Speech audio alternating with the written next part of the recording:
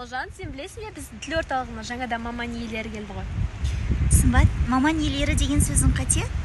Мамандық иесі деген сөз ғой. Сондықтан біздің орталыққа жаңа мамандар келді десең дұрыс болады. Рахмет, ендігі жолы біліп жүретін боламын. Армысыздар, сіздермен бірге? Сіз білесіз бе, Айдары? Балжан, сен білесің бе, свежий деген сөз қазақша қалай аударылады? Әрине білем, балғын деп аударылмай ма? Әрине дұрыс, бірақ бұл сөз кейбір жағдайда басқаша айтылады, басқаша аударылады. Мысалы, свежий мясо дегенді жас ет деп аударамыз, балғын ет демейміз. Тамаша. Свежий воздух қалай болады? Таза ауа. Керемет. Свежие яйца. Бүгінгі жұмыртқа. Свежая рыба. Жаңа ұсталған балық. Свежее молоко. Жаңа сауылған сүт. Свежий взгляд. Жаңаша көзқарас. Керемет.